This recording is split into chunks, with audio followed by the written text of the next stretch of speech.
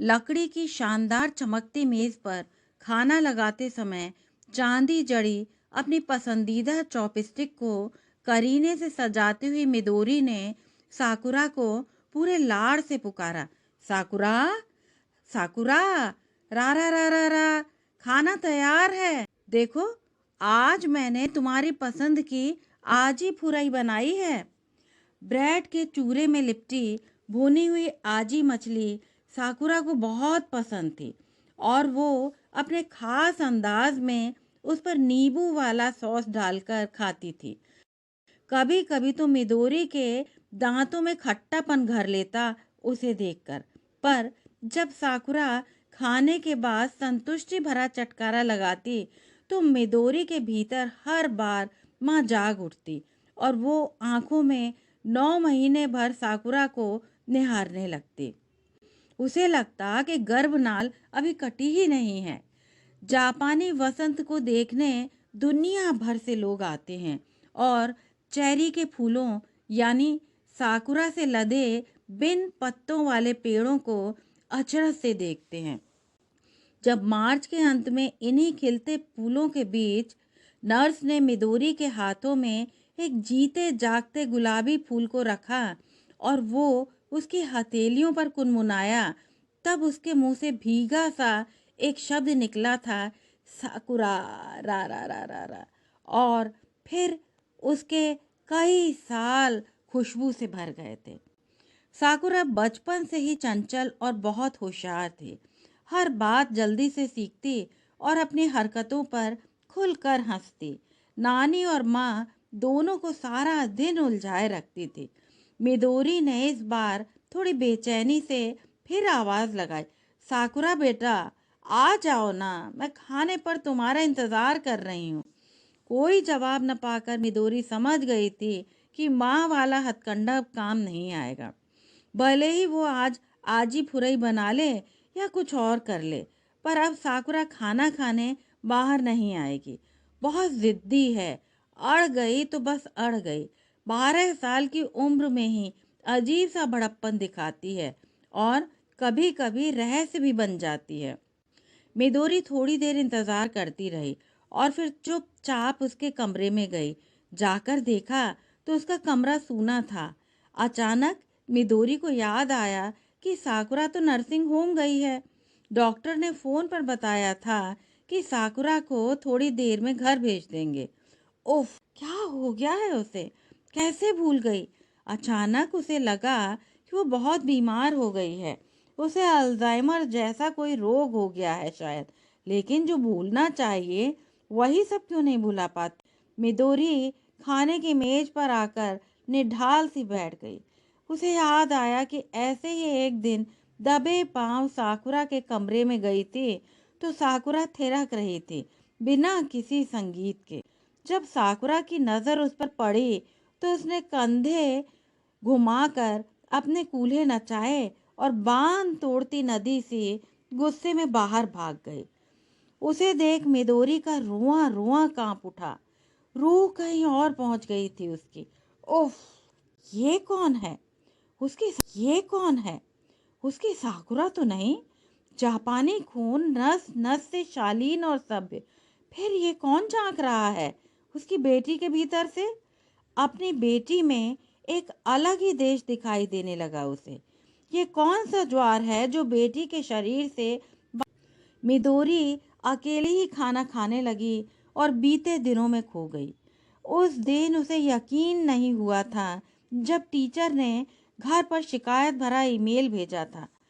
कैसे कर सकती है साकुरा ऐसा? कैसी सनक है? दांतों के बीच ब्लेड छिपाकर रखना और फिर अपनी क्लास के लड़के को डराना।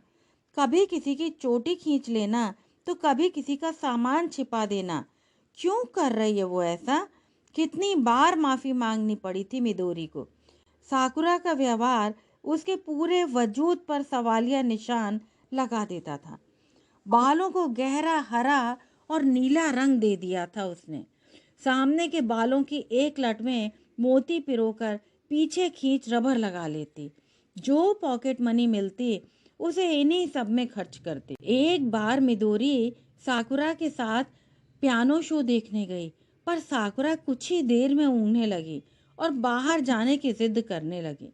मिदोरी ने गुस्से में उसे बाहर भेज दिया और आधे मन से पियानो के सुरों में शांति तलाशने लगी। कुछ देर बाद बाहर जाकर देखा तो साकुरा ने अपना एक अलग ही मजमा लगा लिया था।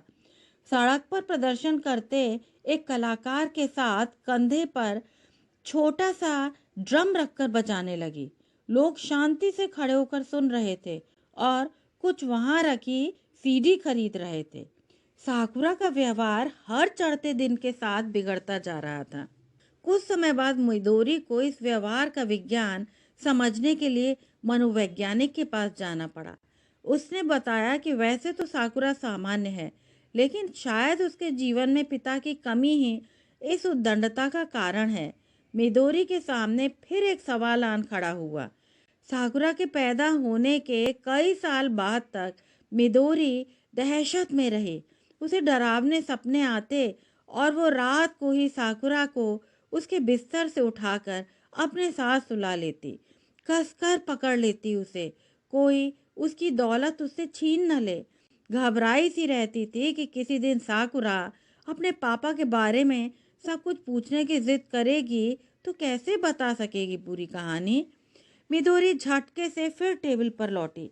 किसी तरह कुछ और खाकर वो अपने कमरे में पहुंची और बेड के पास सजी छोटी स्टडी टेबल पर पड़े उस कागज को घूरने लगी जिस पर लिखा था कि पश्चिम एशिया के कुछ समूह टोक्यो में नृत्य प्रस्तुति के लिए आ रहे हैं और 1 महीने की वर्कशॉप का भी इंतजाम है।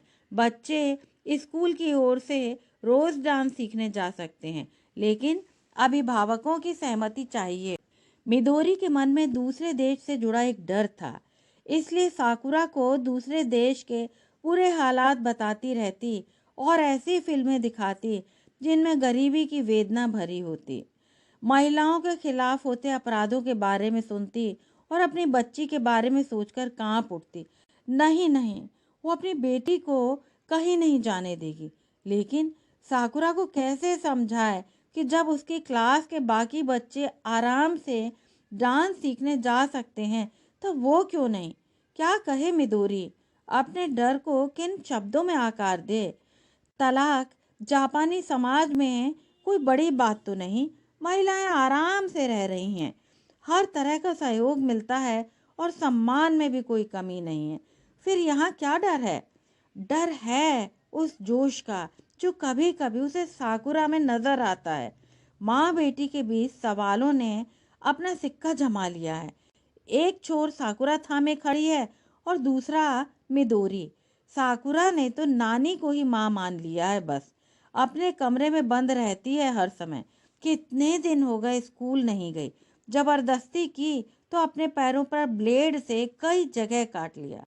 मिदोरी कांप गई। खून की हर एक बूंद में उसने खुद को बहते देखा था। शुक्र है कि जान पहचान के डॉक्टर ने बात संभाल ली। मिदोरी अभी भी उस कागज को घूर रही थी। टेबल पर रखे उस कागज से रेत झड़ने लगी। कमरा एक मृग मरीचिका से भर गया। उस मेज पर यादों के टीले ही टीले उभर आए। उसे लगा वो उन्हीं टीलों में दब जाएगी और कुछ घुटी घुटी सी सिसकियां उसे अपने मन में सुनाई देने लगी। केसरिया बालमा आवो ना, पधारो म्हारे देश।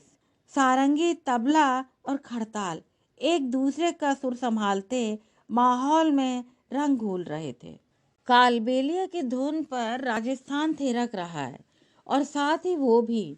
एक समूह के साथ मिदोरी घूमने गई थी भारत। अलग अलग जगह जाते हुए और यूनेस्को की विश्व सांस्कृतिक धरोहरों को देखते हुए उनका समूह 5वें दिन जयपुर के जिस होटल में रुका, उन्होंने कालबेलिया नाइट का आयोजन करवाया था। जापान में जैज, बेली डांस और हिप हॉप को ही नाच की दुनिया समझने वाली 14 साल की मिदोरी हैरान आंखों से देखती रही रेतीली थिरकन को। जब 5.5 फीट लंबे उस किशोर ने अपने बदन को दोहरा कर लोहे के गोल घेरे के बीच से निकाला, तब सभी ने हैरान होकर तालियां बजाईं। गोल प्लेट पर जब 2 तलवारों पर उसका लंबा चौड़ा शरीर थिरका, तब तो जैसे सभी की सांसें अटक गईं। मिदोरी का किशोर मन उस पल किसी सामुराई को खोजने लगा। पुनर्जन्म पर आधारित कई कहानियां उसके शरीर में खून के साथ एक दौरा कराईं।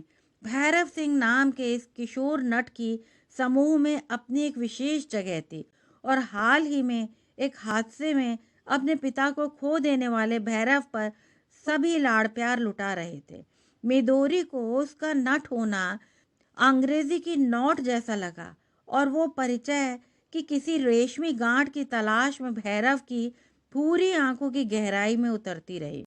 टोक्यो के व्यस्त इलाके में एक बहुत महंगे शराब खाने यानी इज़ाकाया में रोशनी की महीन चादर सी बिछी है। कोने में छोटा सा गोल प्लेटफॉर्म बना है, जिस पर खड़ी पतली दुबली लड़की हाथ में माइक थामे हिबारी मिसोरा का कावानो नागारो नो गाना गा रही है। सिगरेट के छल्ले हवा में अटखेलियां कर रहे हैं, और बीच बीच में जापानी शराब साके भी लड़खड़ाते लोगों के रूप में अपनी उपस्थिति दर्शाती है।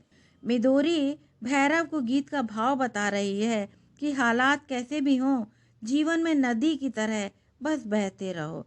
फिर वो चॉपस्टिक से चावल खाना सिखाती है, और हर बार जब चावल मुंह में जाते जाते वापस कटोरे में गिर जाते हैं, तब भैरव खिसिया जाता है और वो खुलकर हंसती। कई बार ऐसा हुआ।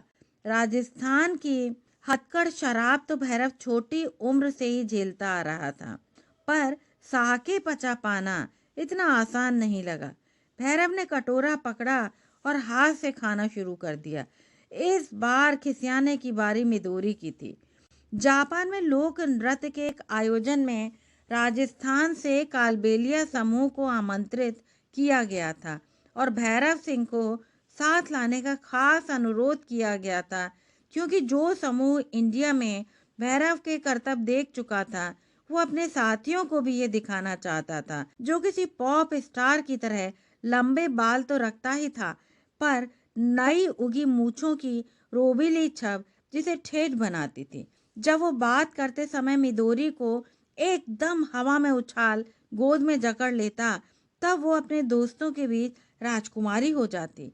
माँ की आंखें या तो ये देख नहीं सकी, या फिर सोचा होगा कि जीवन को समझने का ये भी एक तरीका है। मीठे झूठ की रफ्तार समय से पिछड़ गई, और मिदोरी के शरीर में आया बदलाव माँ ने तुरंत भांप लिया। चौथा महीना था, और माँ ने सोच लिया था कि 2 बच्चों की नादानी के फल इस तीसरे बच्चे की भेंट नहीं चढ़ाई जाएगी।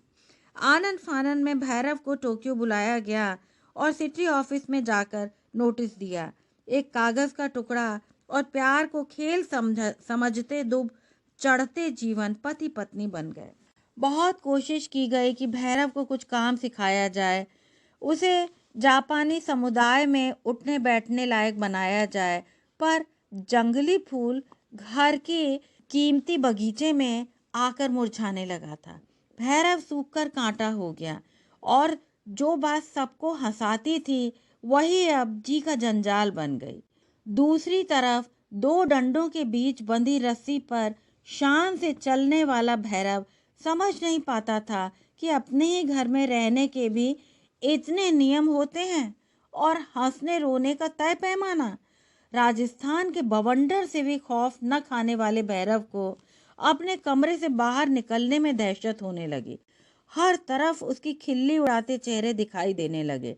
पढ़ाई के नाम पर 5वीं की किताब किसी तरह बाँचने वाले भैरव के लिए जापान में कहीं भी अकेले आने जाना मुश्किल हो गया। न जापानी बोल पाता था और न ही अंग्रेजी। एक कंपनी में काम करके मिदोरी की माँ दोनों लोगों का खर्चा तो उठा रही थी, पर अब 3 से 4 होते प्राणियों को कैसे पालती। उधर भैरव ये बात समझ नहीं पा रहा था, जब उसने ब्याह किया है तब अपनी बींदनी को अपने गांव में रखने का हक उसे क्यों नहीं। वो चाहता था कि मिदोरी को भी कुछ करतब सिखा दे, और दोनों साथ में नाचते गाते अपना जीवन बिताएं। अपनी नन्ही बेटी साकुरा को पाल पोसकर पांव से रेत उड़ाते हुए मिदोरी ने एक बार भैरव के गांव में उसके तंबू में भी अटखेलियां की थी। लेकिन पर्यटक बन कैंपिंग के रूप में एडवेंचर फील करना और उसी तंबू में अपनी दुनिया बना लेना दो अलग बातें हैं। मिदोरी अपने कमरे में साकुरा को मुलायम गद्दे पर लपेटे पड़ी रहती और भैरव उसे अपने सीने में समेटने की कोशिश करता। बच्ची जरा सी कुनमुनाती और मिदोरी चीख पड़ती। ये चीखें अब उनके बीच किरचों से बिखर गई थीं और भैरव की मानसिक हालत भी बिगड़ने लगी थी। बस तरीका यही था कि भैरव को वापस भेज दिया जाए। एक दिन किसी से मदद मांगने के बारे में सोचकर भैरव नवजात को लेकर भाग गया। एक जानकार टोक्यो के ही चर्चित बाजार ओका चिमाची में भारतीय मसालों की दुकान चलाते थे और कई बार मिदोरी की मां ने उनसे अनुरोध किया था कि भैरव को समझाएं कि अब वो एक नट नहीं, एक सभ्य परिवार का दामाद है। मुसीबत में भैरव वहीं पहुंचा और तुरंत पहुंच गई पुलिस। अपहरण का आरोप, उफ, भैरव अपने ही खून का अपहरणकर्ता बन गया। एक अपराधी के लिए अब सभ्य परिवार का हिस्सा बना रहना मुश्किल हो गया था। मिदोरी इस पूरे दौर में बस एक मूक दर्शक रहे। शायद वो खुद भी समझ नहीं पा रही थी कि जो उसके साथ घट चुका है वो कितना सही है और किस तरह वो इन सब से निजात पा सकती है। हर कोई छला सा महसूस कर रहा था और एक सुबह सूरज बेचैनी में कुछ जल्दी ही निकल आया था। कैसे कसमसाया था भैरव। कभी लगता था मिदोरी को मार डाले। क्या जरूरत थी उसे भैरव के साथ एक ऐसा खेल खेलने की जिसमें वे दोनों बुरी तरह फंस गए थे।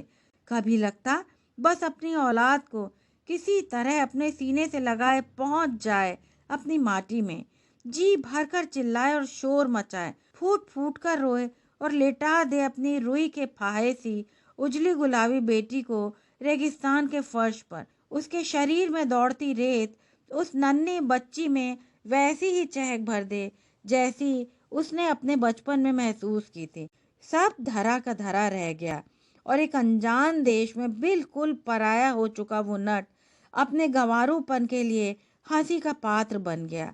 सो कॉल्ड डेवलपिंग कंट्री की गरीबी ढोता हुआ बेरंग वापस लौट गया अपनी पोटली लेकर। उसके सूट बूट वाले सूटकेस मुंह चढ़ाते रहे अप टू डेट बनाने की कोशिश करने वाली सास को। रेत का टीला बिखर रहा था और भुरभुरी रेतीली यादों में नहाई मिदोरी अपने स्टडी टेबल के पास न जाने कब से खड़ी थी। अपनी ही उधेड़ बुन में न जाने कितने साल बर्बाद किए मिदोरी ने। एक गहरी सांस लेकर सोच में पड़ गई है। लगने लगा है कि झूठ या कोई बहाना अब उसे अपनी बेटी के पास नहीं लाएगा, बल्कि वो उसे हमेशा के लिए खो सकती है। बाहर कुछ आवाज हुई तो मिदोरी ने जाकर देखा। माँ साकुरा को दोनों हाथों में थामे उसके कमरे में ले गईं और जाकर लिटा दिया। उसके पैरों पर पट्टियां बंधी थीं। नानी ने घर में आते ही गौर किया कि राइचो की आवाज नहीं आ रही। कहाँ गई राइचो? जापान के ओंताके पर्वत पर पाई जाने वाली ये चिड़िया अपने आप में बहुत विशेष है।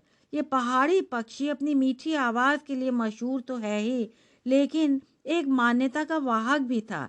लोग कहते थे जब भी कोई उस पर्वत पर भटक जाता है तब राइचो रास्ता सुझाती थी, गाते गाते जगह बदलकर उन्हें आवाज देती और जो लोग उस मासूम पक्षी की दृढ़ता पर भरोसा करते वो भटकने से बच जाते थे। जब खिड़की दरवाजे बंद रहते राइचो मुरझाने लगी। आज शांत हो गई है राइचो की सारी बेचैनी। माँ ने तलाशा तो सोफे के पास राइचो मरी पड़ी थी। साकुरा चीख पड़ी राइचो को देखकर, फूट फूट कर रोने लगी। पर माँ ने भीगे पलकों से कुछ और ही देखा। मिदोरी एकदम शांत खड़ी है, पथराई सी, कभी राइचो को देखती है तो कभी साकुरा को। मिदोरी को अचानक ही समझ आ गया कि नन्ही चिड़िया का गाना था। जो वो गाने वाली चिड़िया थी उसकी प्रजाति नहीं बदली जा सकती थी। खुला आकाश उसके जीवन की शर्त थी। अचानक कहीं कुछ कौंधा। मिदोरी भाग कर गई और एक कागज उठा लाई जिस पर लिखा था कि एक बच्ची को अपने पिता से मिलने का अधिकार है। नहीं नहीं, उस कागज पर तो बस इतना ही लिखा था कि साकुरा डांस क्लास में जा सकती है। सीने पर रखा एक बड़ा सा पत्थर उतरा जैसे। मिदोरी ने गहरी सांस ली और वो कागज साकुरा की ओर बढ़ाया। साथ ही एक छोटी सी पर्ची भी। शायद मुंह से बोलने की हिम्मत नहीं जुटा पाई थी, इसीलिए लिख दिया कि तुम थिरकोगी। साकुरा हैरानी से उस कागज पर किए हस्ताक्षर को टुकुर टुकुर ताक रहे थे। नानी मृत रेइचो को देख रही थी और मिदोरी बिस्तर पर लेटी उस राइचो को, जिसके लिए उसने अभी अभी पिंजरे का दरवाजा खोला था। बस कहानी यहीं तक। यदि आपको जापान से नीलम मलकानिया की कहानी पिंजरा अच्छी लगी हो तो कृपया चैनल को लाइक, शेयर और सब्सक्राइब अवश्य करें। धन्यवाद।